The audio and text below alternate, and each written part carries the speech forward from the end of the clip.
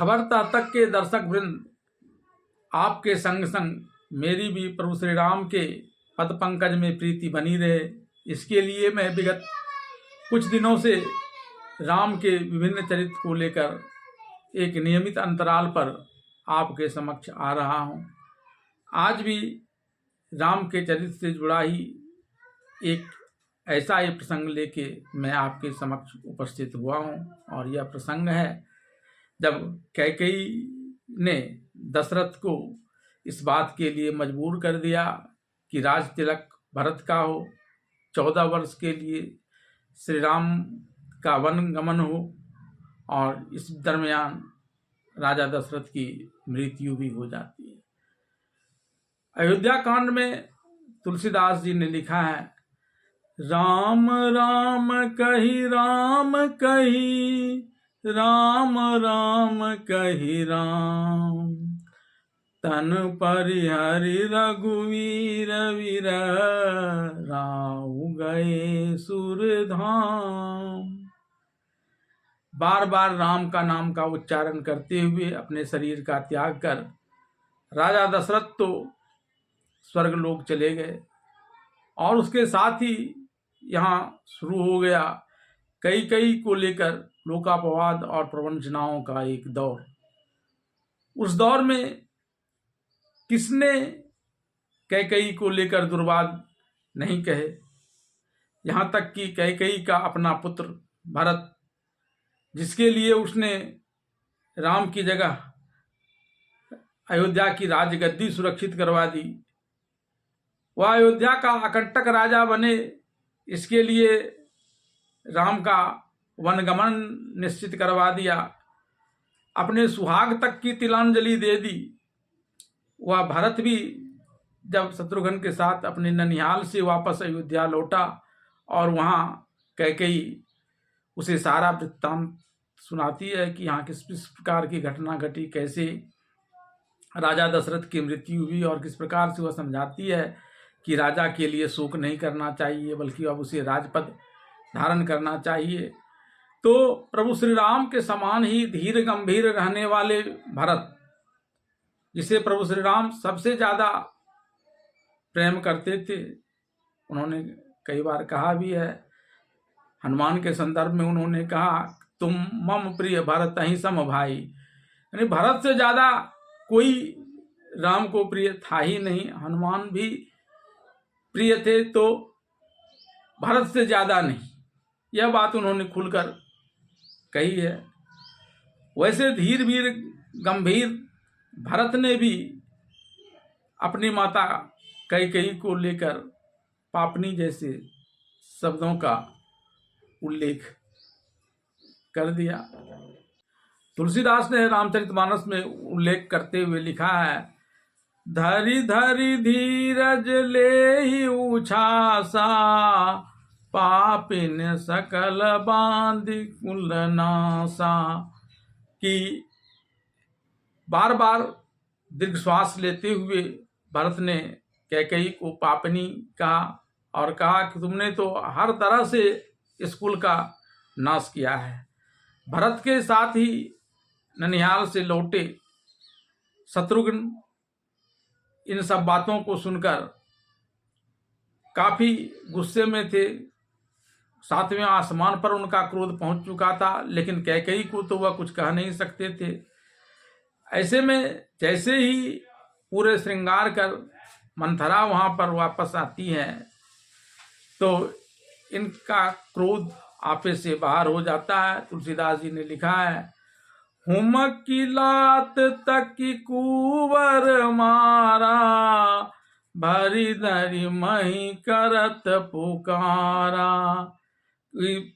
शत्रुघ्न ने उसके कुंवर को देखते हुए कुंवर पर एक लात मारा कि वह धरती पर गिर पड़ी और बचाने के लिए चिल्लाने लगी थी।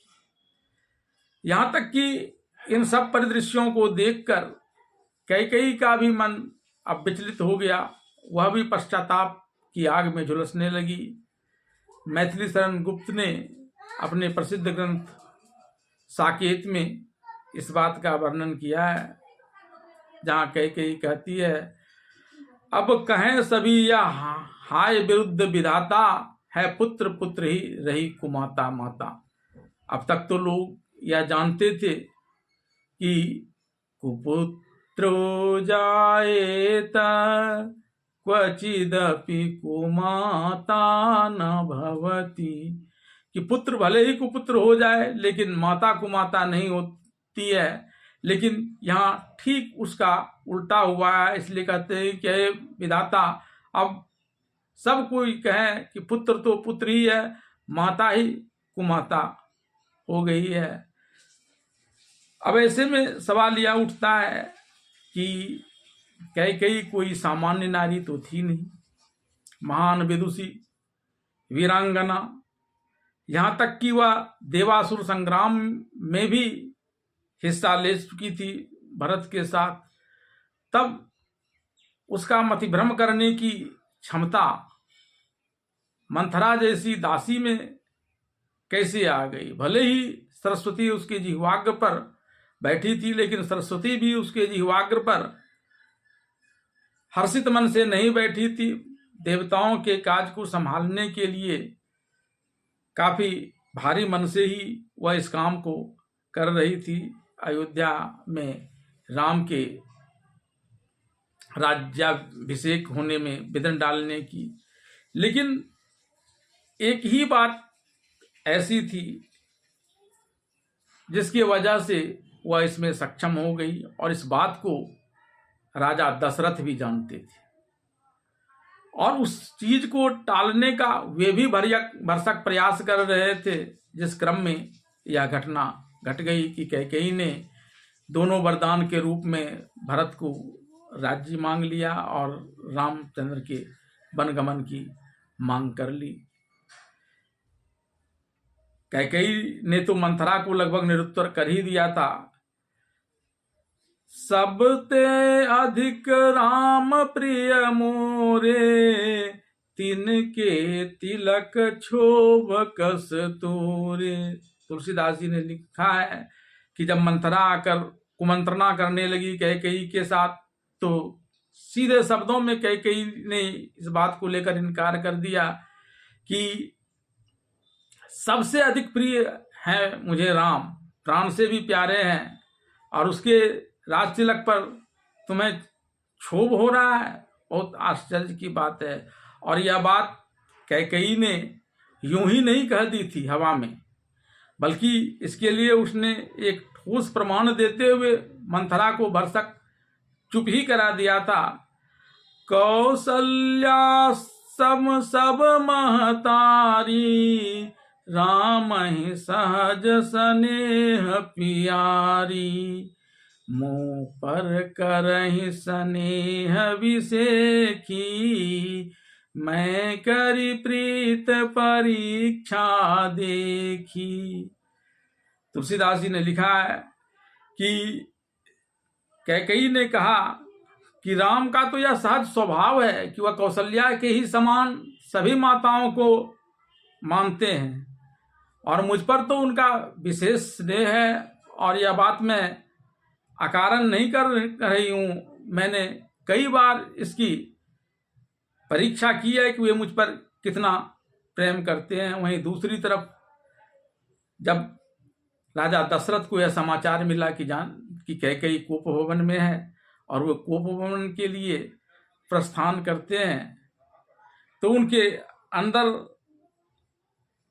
जो इस बात की जानकारी थी, जिसको उन्होंने एक तरह से छिपाने का भरसक प्रयास किया था कैकेयी से, और भरत के ननिहाल में रहते ही राज्याभिषेक कर देना चाहते थे श्री राम का, वे जब कोप भवन के चलते हैं, दास जी ने लिखा है, कोप भवन सुनि सकुचे राऊ, भय बस अगहुन परे न पाऊं। कि कोप भवन का नाम ही सुनकर यहाँ क्या मांगेंगी कैकेयी, इसकी जानकारी उन्हें नहीं है, लेकिन एक अंदर का चोर उनके दिल में छिपा हुआ है कि वे भीतर ही भीतर डरते हैं कि कहीं वही बात न सामने आ जाए, और इसलिए उनके पैर कोप भवन की तरफ जाने से डरते हैं, पैर पीछे खींचते हुए बढ़ते हैं। और वहां पहुंचने के बाद जैसे ही कैकेयी ने कुछ मान मनोबल के पश्चात ये दोनों शर्तें रख दी, भरत को राज्य गद्दी और राम का वनगमन, तो बिना समझाने का प्रयास किए दशरथ कैकेयी से कह देते हैं, ऋष परिहरि कर मंगल साजू, कछु दिन गए भरत युवराजू। अब इस गुस्से को छोड़ दो और मंगल वेश धारण करो, क्योंकि अब कुछ ही दिनों के पश्चात मैं दूत भेज देता हूं, भरत को यहाँ लिवा लाया जाएगा और उनका राज्याभिषेक, राजगद्दी उन्हें सौंप दी जाएगी, युवराज वे बना दिए जाएंगे। इसलिए अब मंगल वस्त्र धारण करो।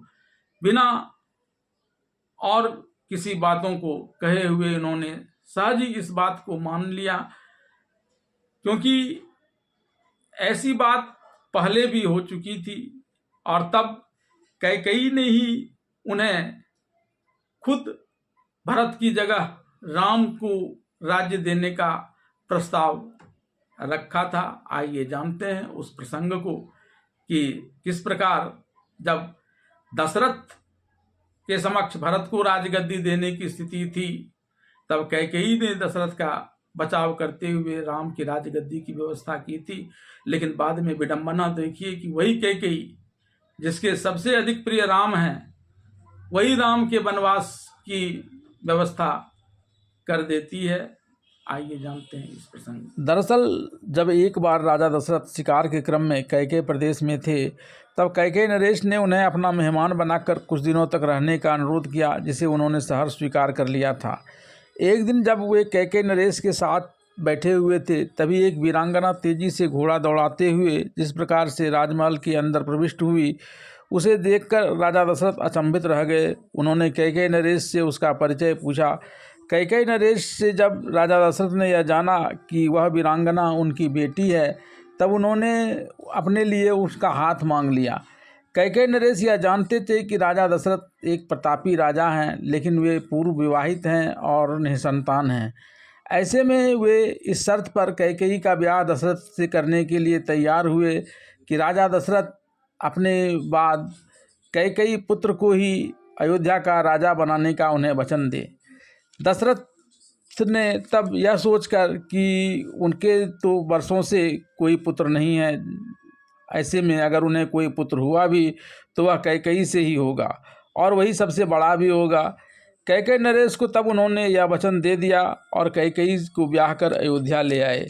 लेकिन यहाँ जब कैकेयी से भी दशरथ को कोई पुत्र उत्पन्न नहीं हुआ, तो वशिष्ठ मुनि के निर्देश पर राजा दशरथ ने ऋषि श्रृंग से पुत्रेष्टि यज्ञ करवाया, जिसके अग्निहोत्र से उत्पन्न खीर के सेवन से राजा दशरथ को रानी कौशल्या से राम, कैकेयी से भरत और सुमित्रा से लक्ष्मण एवं शत्रुघ्न नामक पुत्र रत्न उत्पन्न हुए। उससे राम सबसे बड़े थे। कैकेयी पुत्र भरत से कौशल्या पुत्र राम के बड़े होने के कारण राजा दशरथ एक बड़े धर्म संकट में पड़ गए। रघुकुल की रीति के अनुसार दशरथ के पश्चात उनके सबसे बड़े पुत्र राम को अयोध्या का राजा बनना तय था। वहीं दशरथ ने कैकेयी नरेश को जो वचन दिया था, उसके अनुसार कैकेयी पुत्र भरत को उनके बाद कौशल्या अवध का राजा बनना तय था। दुविधा की इस परिस्थिति से विचलित राजा दशरथ हमेशा उद्विग्न रहा करते थे। एक बार जब कैकेयी ने उनसे उनकी इस उद्विग्नता को लेकर सवाल किया, तो उन्होंने कहा कि रघुवंशियों को लेकर कहा जाता है, रघुकुल रीति सदा चली आई, प्राण जाय पर वचन न जाही। इस रघुकुल की रीति के अनुसार मेरे पश्चात राम को राजगद्दी मिलनी चाहिए, जबकि कैकेयी नरेश को दिए वचन के अनुसार मेरे पश्चात भरत को राजगद्दी मिलनी चाहिए। ऐसे में या तो रघुकुल की रीति टूटेगी या फिर मेरा वचन टूटेगा। वापोह की यही स्थिति मेरे लिए काफ़ी खतरनाक है और चिंतनीय है। इतना सुनकर कैकेयी ने कहा कि मैं आपकी इस वापोह की स्थिति को अभी तत्काल समाप्त कर देती हूँ। और ऐसा कहकर कैकेयी ने बगल में खड़े राम को गोद में उठाया और कहा कि हर वक्त मेरे साथ साये की तरह रहने वाला राम भी तो मेरा ही पुत्र है और वह भरत समेत सभी राजपुत्रों में सबसे बड़ा है। मेरे पिता ने मेरे लिए ही यह वचन मांगा था और मैं आपको अपने बाद राम को राजगद्दी सौंपने का अधिकार देकर आपको अपने पिता के दिए वचन से मुक्त करती हूँ। इसके बाद राजा दशरथ प्रसन्नचित्त होकर रहने लगे। लेकिन जब राम को राजगद्दी देने की बारी आई तो वे एक बार फिर से कैकेयी नरेश को दिए वचन को याद कर सशंकित हो गए और जब भरत ननिहाल में थे तभी जल्दीबाजी में राम का राज्याभिषेक करने पर वे उतारू हो गए। यही कारण था कि कैकेयी के कोप भवन जाने की बात जानकर दशरथ बुरी तरह से डर गए थे। यद्यपि उन्हें कैकेयी के देवासुर संग्राम में दिए वचन की याद भी नहीं थी और कैकेयी ने भी देवासुर संग्राम के दौरान दिए 2 वरदान मांगने के लिए उसी पंक्ति का उपयोग किया जिसे दूर करने के लिए उन्होंने राम को अपना बड़ा बेटा बताकर दशरथ को अपने पिता को दिए हुए वचन से मुक्त किया था कि वह राम ही राजगद्दी मिलेगा। यानी रघुकुल रीत सदा चली आई, प्राण जाए पर वचन न जाहि।